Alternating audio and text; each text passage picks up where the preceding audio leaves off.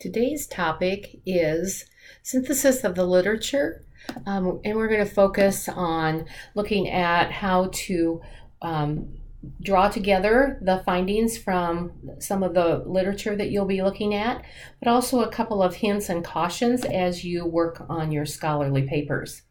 So most of this would be review, or if not, if you feel like you need to have a greater depth of understanding of this, you would want to do some remediation for yourself. But some of the basic foundational things regarding the written work is that, of course, we want to have the introduction, a body, and a summary. So we start with that introduction and the purpose of the work or the paper, and then creating a pathway for the reader about what the major concepts or key topics are going to be that they will see along the way. And then, of course, the body, talking about each of the individual concepts and developing them, explaining them, summarizing them, and then working on transitions between those different topics, and finally drawing some conclusions and talking about relationships between major concepts if appropriate.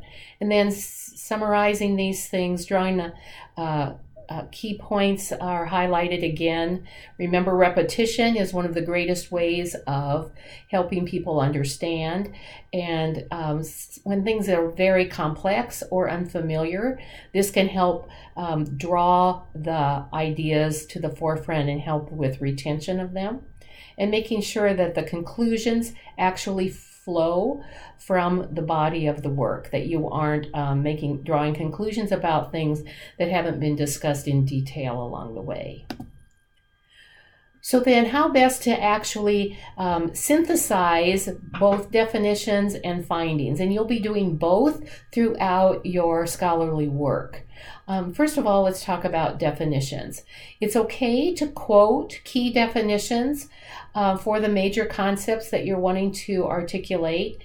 This is one of the times that quotes can be appropriate because it can be helpful for people to see how various authors have defined something.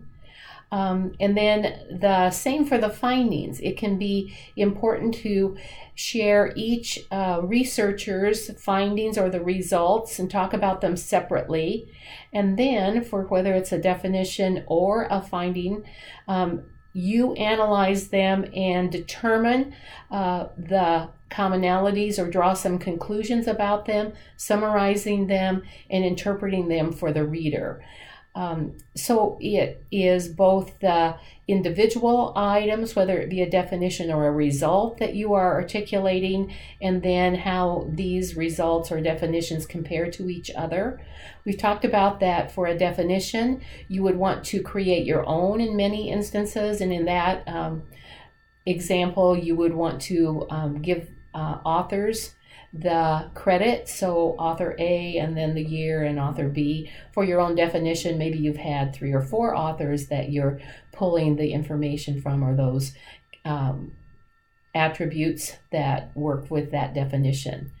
Then for the findings, you want to be clear that these are the results or the findings. And then it's important also to be able to say opposing views. So maybe in most of the findings are showing some clear results, but then there might be a different result that some authors or researchers have found. So it's important to help the reader see those distinctions. Now, another area that is important in your scholarly writing is that when you are making these synthesis statements, that you distinguish between assumptions or assertions and actual hard evidence. So in the fact, if it's not a fact, and it's important for you as the writer to make sure you're clear about that. And so if there's something that says is essential that, and you are wanting to give a citation for that, because it's important for that if it is seen as a statement of fact that you have a source. On the other hand, if it is not a statement of fact, it is important for you to make sure that it's clear that this is a common belief or it is thought that. Those are assumptions or assertion statements that can help the reader know that this is not necessarily evidence related to that statement. On the other hand, the empirical evidence is important to make sure that it's clear that it has been researched and that there are results or findings. So saying that just explicitly can be very helpful. And then summarizing those that have the same kinds of findings, or the synthesis might be that you take the findings and put them in categories from multiple sources. And you might have to divide those out. So there might be 4 authors that have found these 3 things, and 2 of those same authors plus 2 different ones have also found these other results that are similar. So you can talk about those in some kinds of summary statements, or that's the part that would be the synthesis for your writing. Oops, sorry. And then there are some cautions. These are common mistakes in just general grammar and spelling that we see in the writing that students submit. Making sure that you use spell and grammar check and proof carefully. It is so easy to make these errors, and we become blind to our own errors.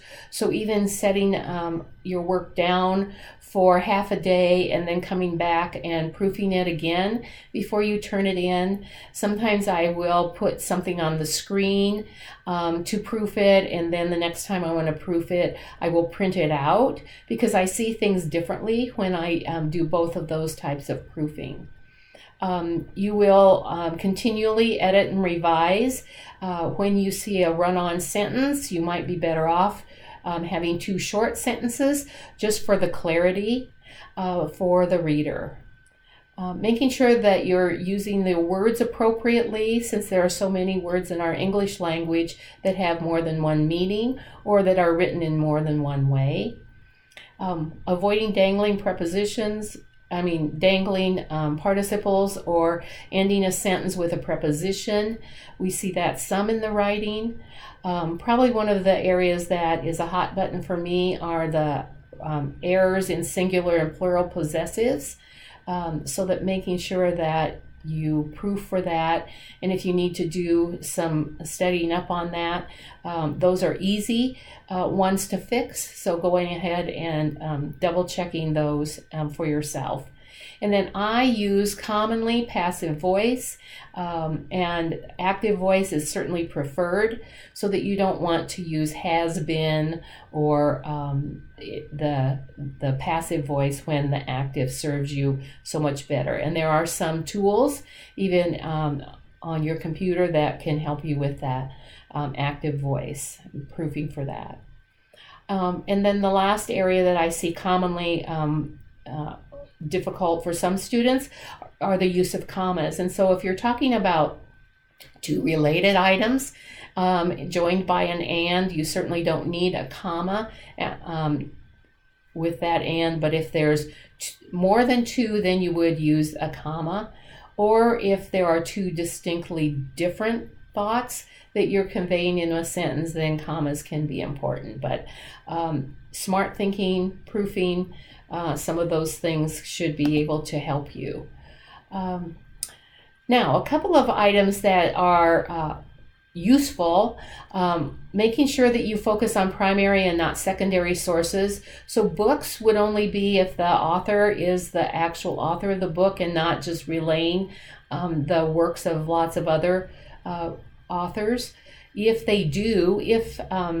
in the book on let's say educational theory, they talk about Bandura, you will want to go to Bandura's original sources rather than talking about that Schank used Bandura's words in this way. If you are not able to get to that primary source, that would be the time that you can cite the secondary source using that primary work. But that should be, get into the library, have the librarians help you with finding those primary sources. Most of the time, they will be able to do interlibrary loan and get them for you. And then the same with research articles. Ideally, as you develop more and more research-based work, you will want to avoid anecdotal articles rather than the how-tos. You want to get into the research and see what the findings are. Now, in the case of your concept analyses, there might be some articles that talk about this is the process that we did to improve something, or these are the steps I took to increase student reading without it actually being a research study. So in those instances, there might be a great definition or some key things that you can use that aren't actually research, but there again, you need to make sure that you're not stating them as actual results of a study.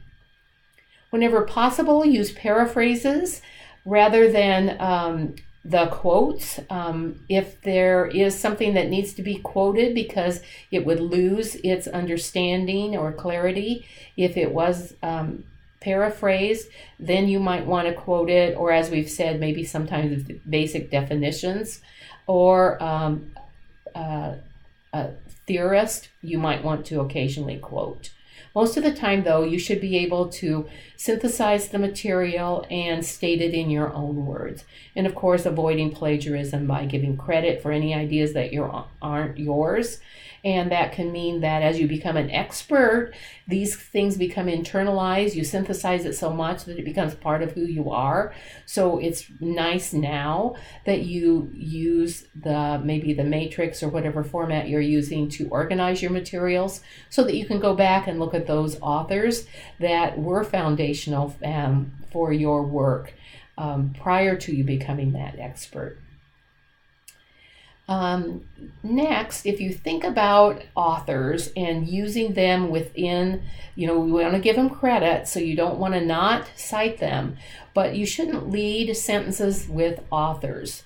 That breaks up the content, and it's also difficult for the flow of the sentence for the reader.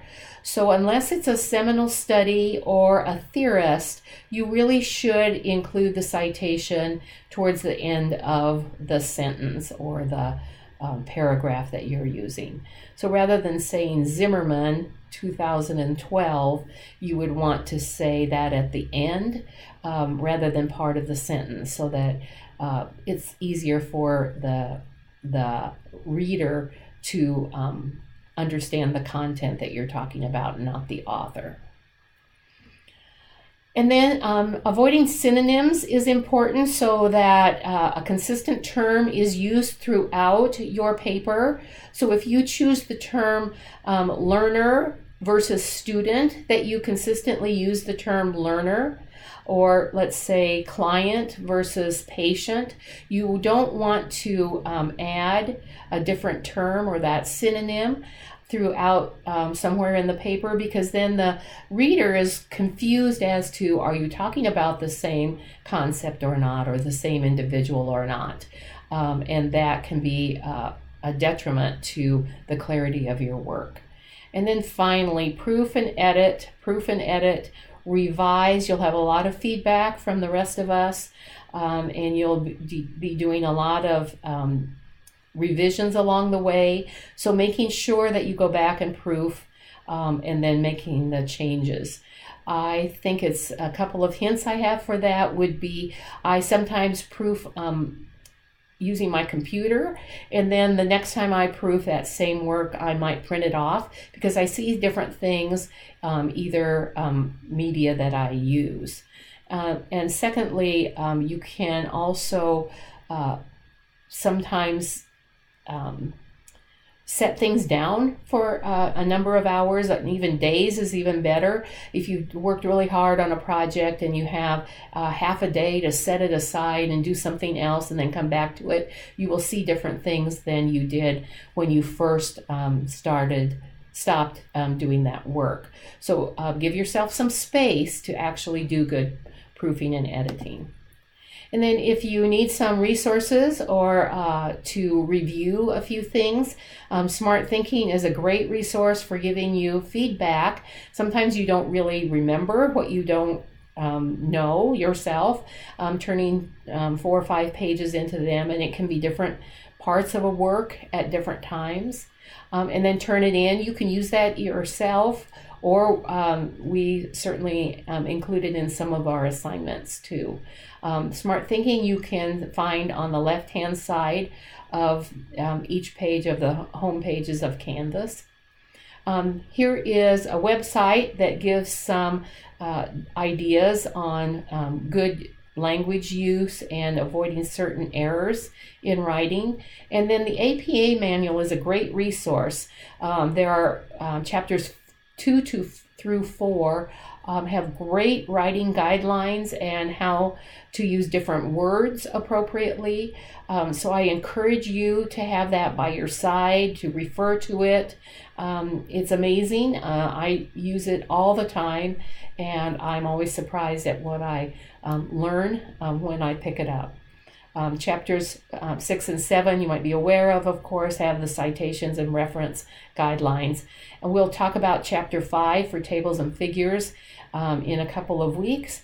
And then in chapter 8 towards the back, there's a manuscript checklist that can have some of the things that are appropriate for your work. But some of them are more if you're turning in a manuscript to a publisher. But I hope these resources help. Writing is an area that can be improved. We can improve it by practicing and learning as we go. It's a skill, so practice it, and I look forward to seeing your work as you dig into the literature. Thanks.